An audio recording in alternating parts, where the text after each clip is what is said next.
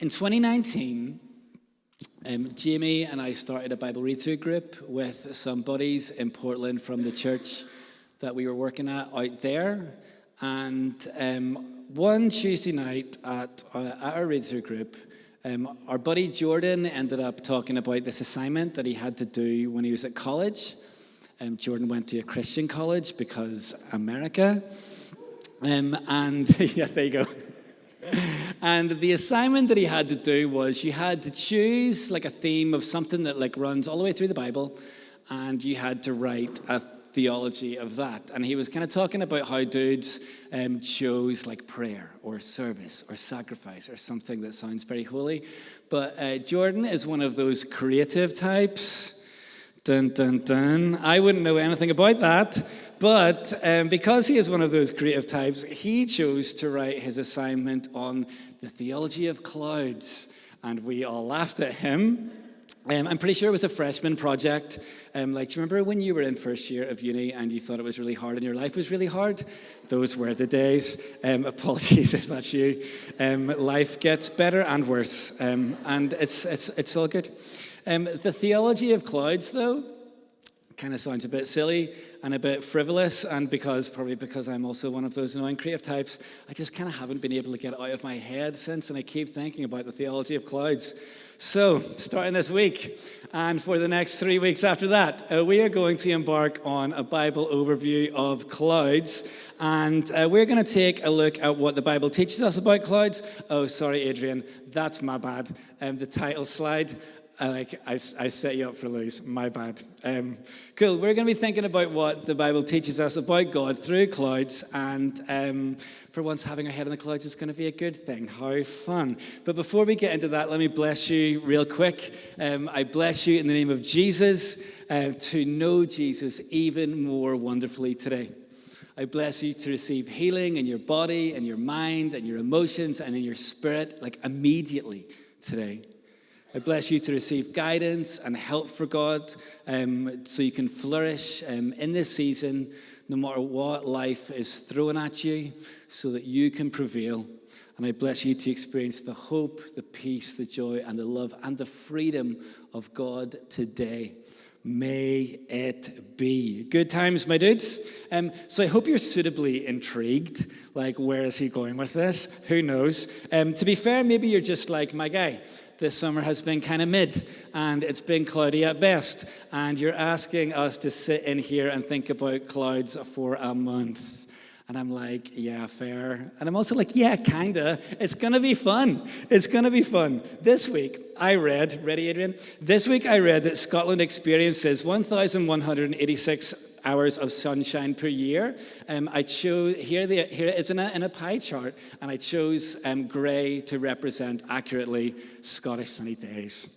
I don't know if 1,186 hours of sunshine per year sounds like a lot to you or like not very much. For reference, there are 8,670 hours in a year, so that works out at roughly 13%, which it's Scotland, surprisingly, that isn't very much.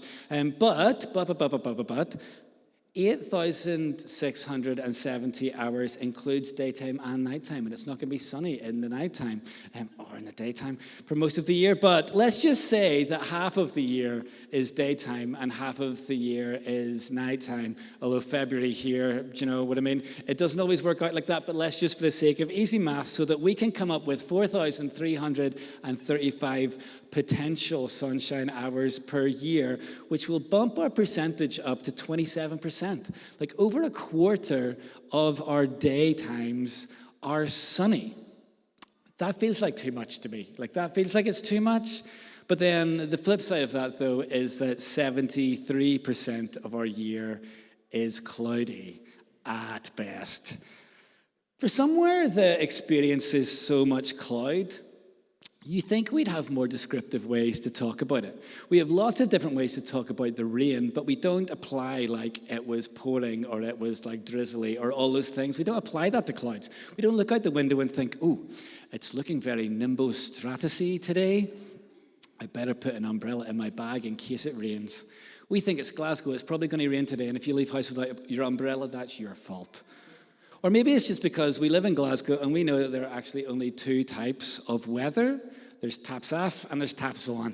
And that's just what it is. And it doesn't matter if it's rainy, snowy, windy, misty, foggy. It doesn't matter what subgenre of taps on it is. If it's taps on, it's taps on. No further details needed. Standing around describing clouds all day. All right, William Wordsworth. Thanks, mate. Nobody here for the poetry jokes? That's okay, I'll move on. The Bible takes a very different approach to describing clouds. There are 26 distinct words used in the Bible that we translate to cloud or clouds. 23 of them in Hebrew. Adrian, I've done it again. This is like a wee bar chart now. There we go. I am your worst enemy.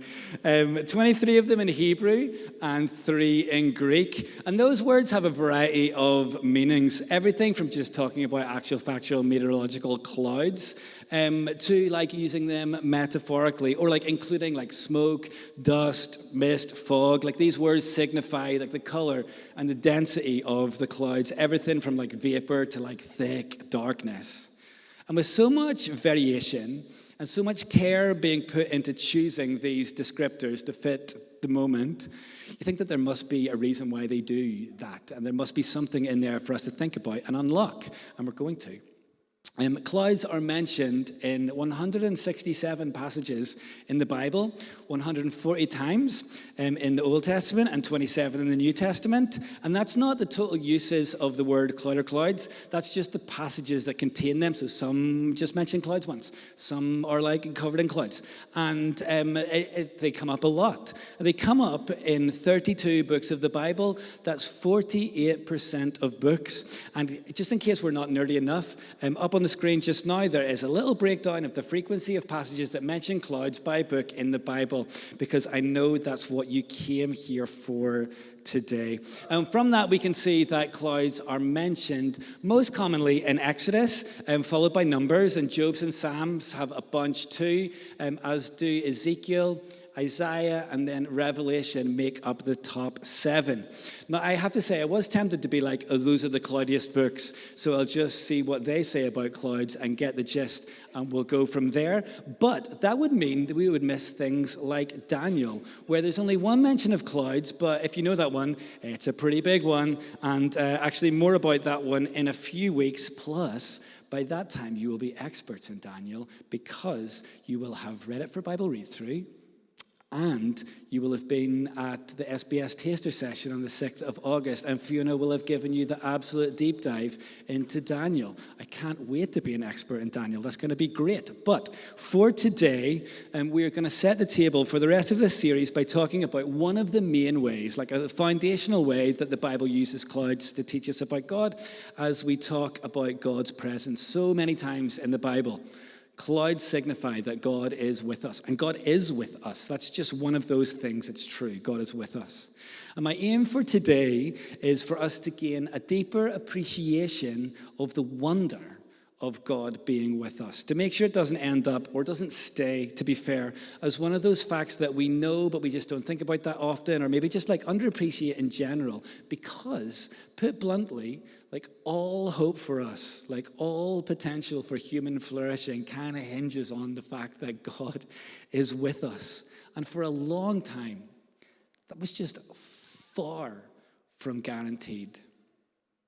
So cool, let's start at the start, and then we're going to get to the problem, and then we're going to work from there. So, in the beginning, God created the heavens and the earth. The Bible starts with these words. Psalm 104 puts that slightly differently, saying, you stretch out the starry curtain of the heavens, you lay out the rafters of your home in the rain clouds, you make the clouds your chariot, you ride upon the wings of the wind.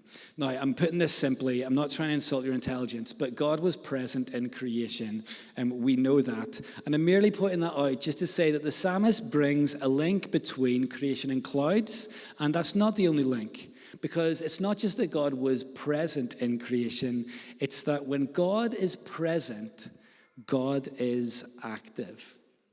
And the psalmist brings out the link between God and his presence and his power and his activity through the clouds. And this is going to be important for us going forward today and for the rest of this series. And as you read through the Bible for yourself, that when you see clouds, you can do two things. First up, you can think, God is present here.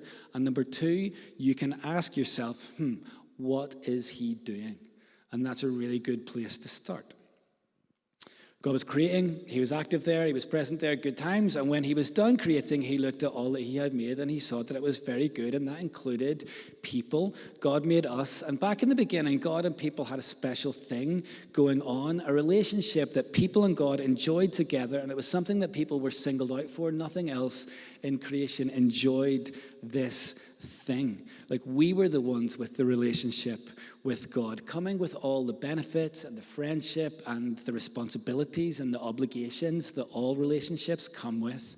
But we didn't value that, and people instead chose to turn away from God and his ways and choose their own ways, and that had consequences that are laid out in Genesis chapter 3, including what we can see just kind of in the middle of that section that says the Lord God banished them from the Garden of Eden. And he sent Adam out to cultivate the ground from which he had been made. And after sending him out, the Lord stationed mighty cherubim to the east of the Garden of Eden. And he placed a flaming sword that flashed back and forth to guard the way of the tree of life.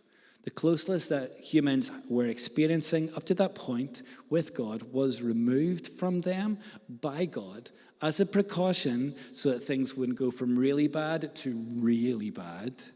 And that was the start of the separation of God and humanity, where sinful people just couldn't be in the presence of holy God. Like, his holiness would be too much for us and cause instant death.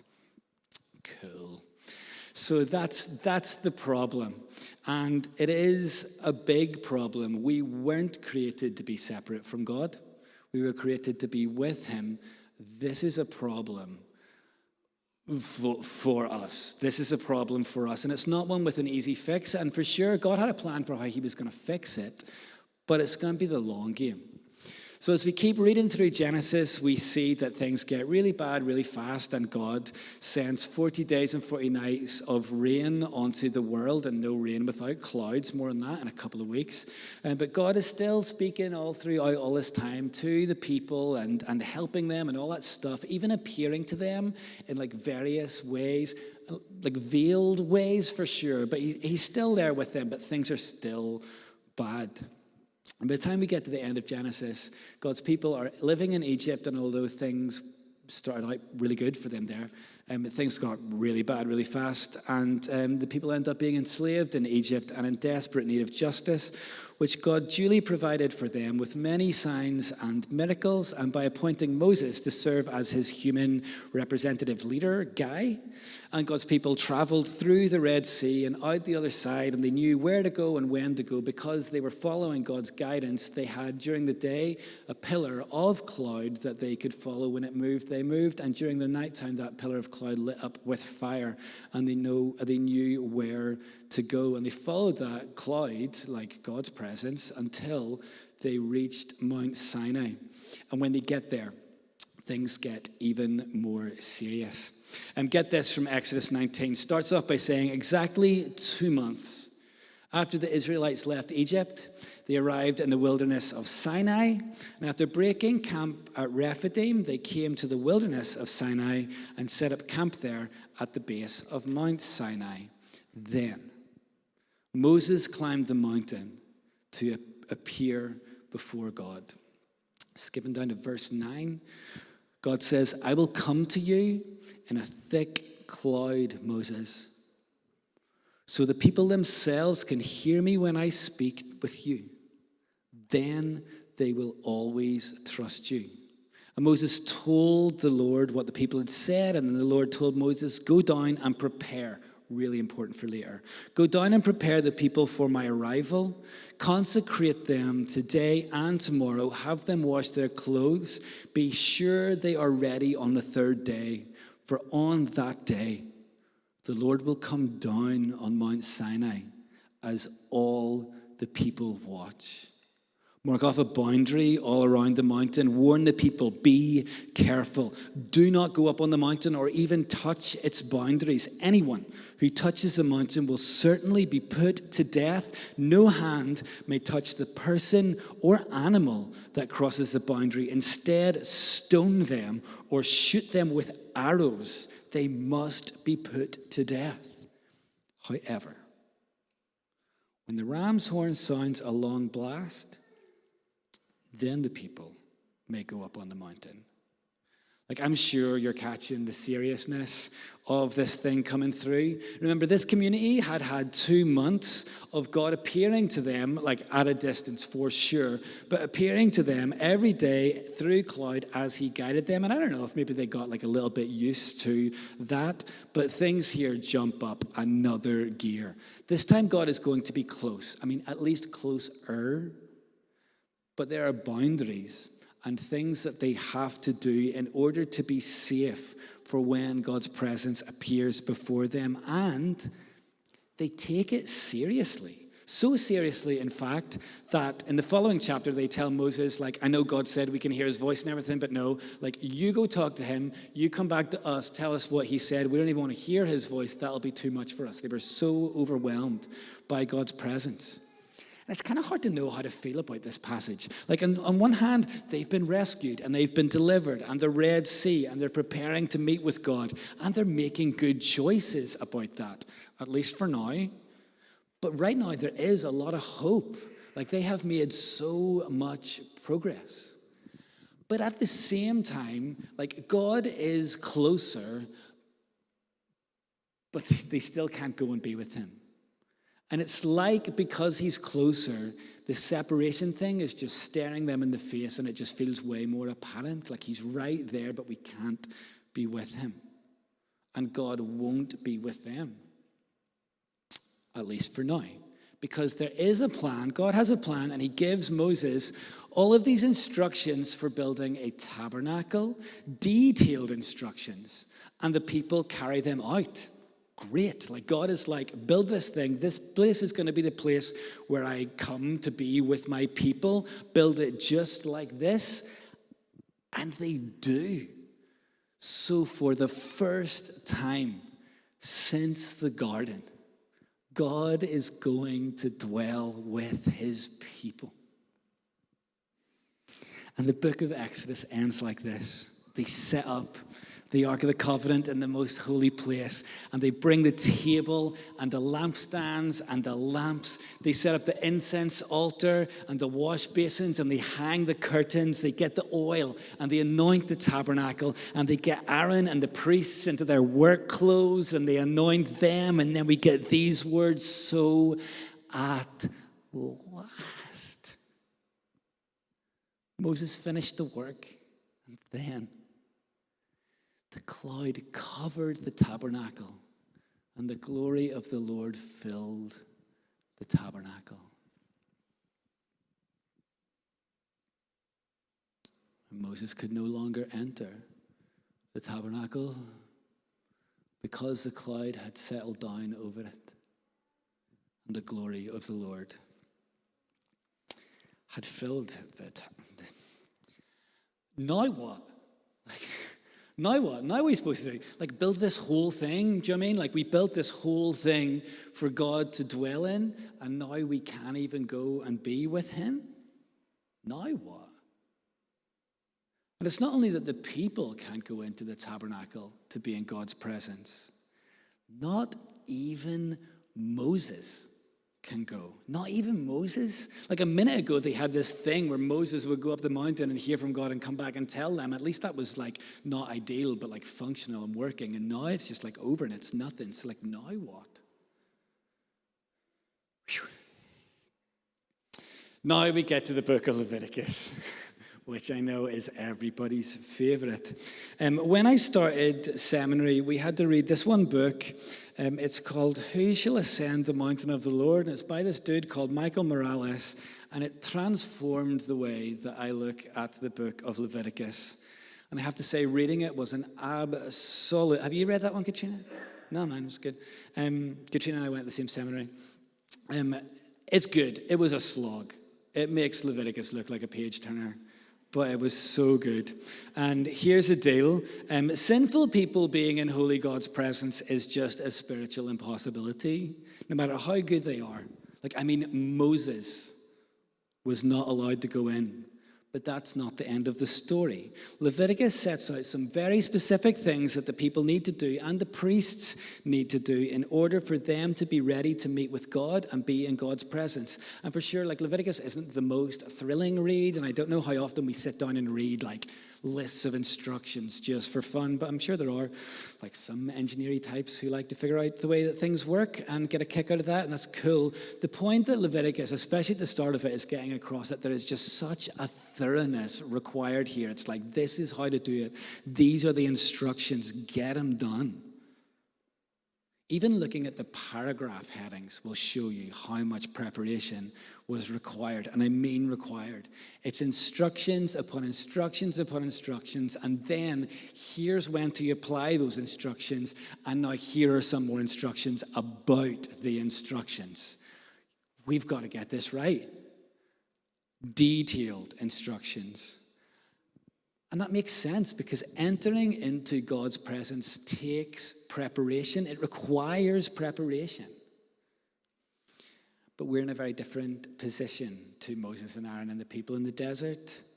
After the work that Jesus achieved on the cross and with his resurrection, that enforced separation between God and people has been addressed. And Hebrews 4 promises us that our reality is different. It says, so let us come boldly to the throne room of our gracious God, and there we will receive his mercy, and we will find grace to help us when we need it most. Wow. A few things from that. Approaching boldly connotates confidence, and we know we can be in God's presence. It's the end of that sentence and the following one that tells us where we get that confidence from. God is a gracious God. He is merciful, and we boldly approach him while in full knowledge of knowing that we still need that grace and mercy. So therefore, coming into God's presence boldly isn't like a confident strut right on in there like we own the place. Our confidence is in him and what he did to make that grace and mercy a reality for us. God has prepared a way into his presence for us through the work of Jesus. It's all about what God did. We get that. Seems a little bit different for Moses and Aaron in Leviticus. Do you know? They had instructions to follow and a bunch of stuff that they needed to do. And once Moses and Aaron took the instructions, they diligently followed them, knowing from the instructions when to apply them. And they were able to get it all ready and appoint and commission the priests so that they could offer the sacrifices. So that then, in chapter 9 of Leviticus, one of the single most significant and hope-filled things in the Bible narrative so far happened. Aaron raised his hands towards the people and blessed them. And then, after presenting the sin offering, the burnt offering, and the peace offering, he stepped down from the altar. And then Moses and Aaron went into the tabernacle, and when they came back out, they blessed the people again, and the glory of the Lord appeared to the whole community. Fire blazed forth from the Lord's presence and consumed the burnt offering and the fat on the altar. And when the people saw this, they shouted with joy and fell face down. Finally, after centuries upon centuries of separation, God and his glory had finally appeared to his people. And I just love their response. You guys know that I love a good old shout. Love it. And this is an interesting one. It's a shout for sure, but it's a joyful one. And they fall face down. It's a respectful, reverent, humble, joyful shout. I love that. I love that. It feels like so raw and just like one of those things that like bursts out of them before they've even thought about what they're going to do. So fun. Like what else? Like what else are you supposed to do? After all of this time of looking forward to that great future day when they got to be with God, it had finally come. Do not dare tell me that Leviticus is boring. Our ability to be in God's presence is not to be taken for granted. It's a huge deal. Something that seemed a spiritual impossibility, like sinful humanity being in the presence of holy God. And it looked like it was going to stay that way, but a way was made. And this is mega. Here's how that dude, Morales, puts it. He says, how difficult to underscore the wonder being narrated here as two human beings are given entry to the house of God. I have a real bugbear against exclamation marks. I'm a dork, I'm sorry. Well, no, not against exclamation marks, more just like the overuse of exclamation marks. I really have a thing about it. This one feels like it deserves to be there, though, right? This one feels like it deserves to be there. This is a big deal, a really big deal. I grew up in a pretty traditional Presbyterian church in Ireland, and okay. Here's the sort of video that Instagram throws at me these days. The other day I saw a video of like these two kids, maybe between like 4 and 6, and they're sitting at the breakfast bar in the kitchen, and their mum says to them, I'm assuming it's the mum, says to them, like, who do you think was alive in the 1980s? And they both answer instantly at the same time, speaking over the top of each other, and one of them says God, and one of them says Noah. That's what Instagram thinks will be funny for me. I grew up in a pretty traditional church in Ireland, and when I was in Sunday school in the 1980s, me and God and Noah, back in the 1900s, we used to sing this song called God is Always Near Me. And God is Always Near Me is kind of different than God is Always With Me, like similar kind of thing, but different. Do you know that one, Lindy? Good girl. It is a good song, to be fair. Here's how the lyrics go, the first verse at least. It says, God is always near me, hearing what I say, knowing all my thoughts and words and deeds, all my work and play. Sounds kind of threatening, doesn't it? Yikes. We kind of sang this on repeat when I was like 4. I think it's supposed to be a comforting song. It does kind of sound like, yo kids, God is watching you all the time. Better not mess up ever. It is a good song. It is a good song, and I think it really communicates the God's presence, and our ability to be in it should not be taken for granted thing, since our ability to be in God's presence was really hard earned. Like, humanity is sinful, and God knows it. He does know what I say and what I think and what I do. And I'm here to tell you that that's a mixed bag at best. You can probably relate. And the problem with separation between people and God is a big problem, and the solution is complicated. Like the lengths that Moses and Aaron had to go to, and all the people had to go to in order to make this seemingly possible thing happen, it took dedication on their part. It took care, like attention to detail. It took time.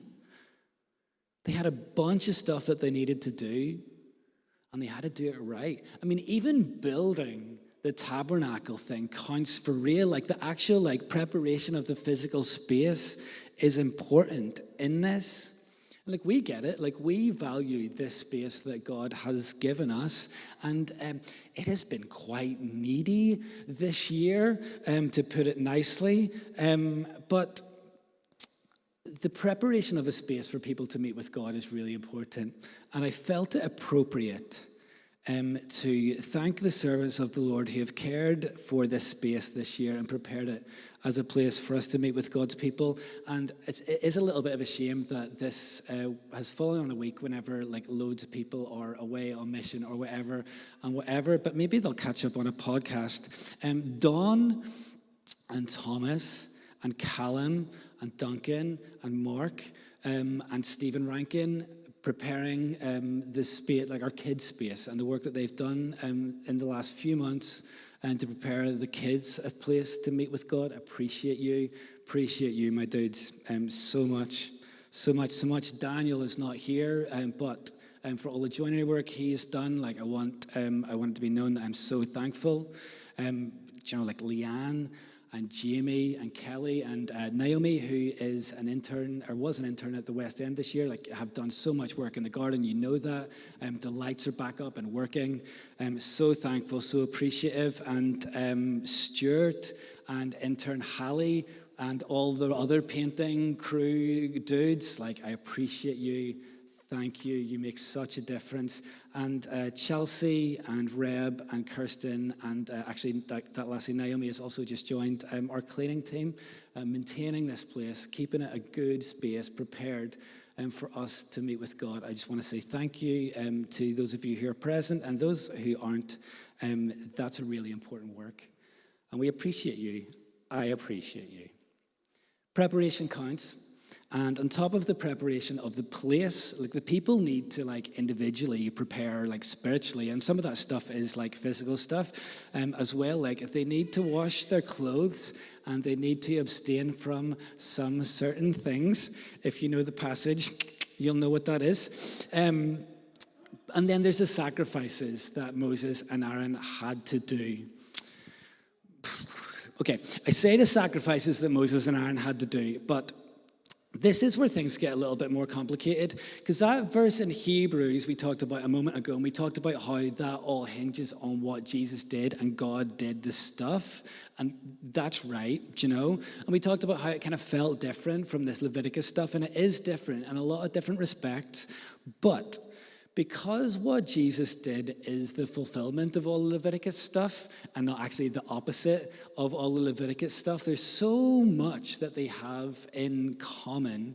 And one of the things that they have in common that I want to focus on today is something that we mentioned earlier, and that's that when God is present, God is active. And God is definitely present in Leviticus 9, and he's definitely active in Leviticus 9. And it's helpful for us to see all of that Leviticus stuff from God's perspective in order to see his activity in it, and so that we can grow a deeper appreciation for who he is and what he does. Sometimes we can be pretty self-centered as a species, and we tend to see things from a human perspective, including Bible stuff, and we kind of think about things like Moses and Aaron doing the sacrifices, and that's a very human-centric way to read that, because in reality, the thing that makes a difference in those sacrifices, God does that stuff. Like God did it with Jesus, made a difference for us. God did it with Moses and Aaron and made the difference for them. Every step of the way, God has been the one who is doing the things that make the difference for the people. It was God's idea to have this sacrifice thing. He knew the problem. He came up with the solution. He knew it was going to work. It was his idea. He was the one who cleansed the people through the atonement. God is the one who consecrates the people through the burning of the sacrifice. God is the one who blesses the people through Aaron's raised hands. Like every step of the way, God is the one who did the thing that made the difference. And yes, God isn't the only one doing things. The people had to do stuff too. They had to prepare. And then God is the one that made the difference so that he could be in their presence. There's an example for us there. The people prepare, And then God makes the difference. And we see that in Leviticus, right? Like they prepare the physical space, they spiritually prepare themselves, and then the community through the sacrifices in that physical space and with ready people. And then God does the necessary things, the necessary spiritual things in order for those people to be safe in his presence. So if that's the example that we can follow, like how can we follow it? And because it would be really unhelpful for us to just think, well, do you know what? Jesus did all that stuff, so I don't have to do anything. We still have preparation to make. We've already talked about our physical space. That's important. We still have some other stuff to do in that respect, but we're off to a good start. But what about the spiritual preparation piece that we see in Leviticus 9? Well, first up, there is the stuff that we are responsible for personally. And I don't want to overcomplicate things that don't need to be overcomplicated. This is simple, my dudes. Like, just your Jesus time counts. It really counts. Prioritize that. Like, make it a thing for you, and like make it a treat for you. Whatever, like that 5 minutes in the morning. If you're like, I don't know, if you're like a parent of young kids and you've got like maybe less than 5 minutes in the morning, you know, like just make sure that you get that grip in the morning, whatever it looks like. Maybe some like longer time whenever you find some longer time, but prioritize that Jesus time. That's something that you're responsible for. And it really, really counts. And for the whole community stuff, like when you boil down the sacrifices into their essence, it's just a reflection of a people in need of forgiveness coming humbly to an all-powerful, amazing God in full recognition that he is class and they are not. And that's pretty much it. Like, humility is the key factor. And that essence is so applicable for us. Like, in preparation and meeting with God, it's something we do. Like every Sunday morning at 9 o'clock, we start off with a time where we get together and we confess individually for our church, for our wider community. And we come to an amazing God humbly, and we confess and we repent and we realign ourselves with him. Preparation for being in God's presence, really what I see is like two things. It's recognizing that God is God and God is amazing, and then humbly coming to him in recognition that we're not, receiving his mercy and grace so we can boldly approach him. It kind of goes like that. I don't know about you. I hope I'm making a case for Leviticus not being boring. I'm hoping I'm making a case that being in God's presence is just like, what an honor that is. And I'm really inspired by this passage. I'm inspired by God's incredible work. I'm inspired by the people's dedication and like pursuit of God, like diligently doing all the things that God gave them to do. I'm inspired by their response whenever they meet with God. I'm especially inspired by their desire to be in God's presence, the hunger for it. They've been waiting and waiting and waiting and waiting, and then it comes and it's class. I love that. It's not something to be taken for granted. It's something to be treasured. And we see many examples of God's presence in the Bible as represented through clouds.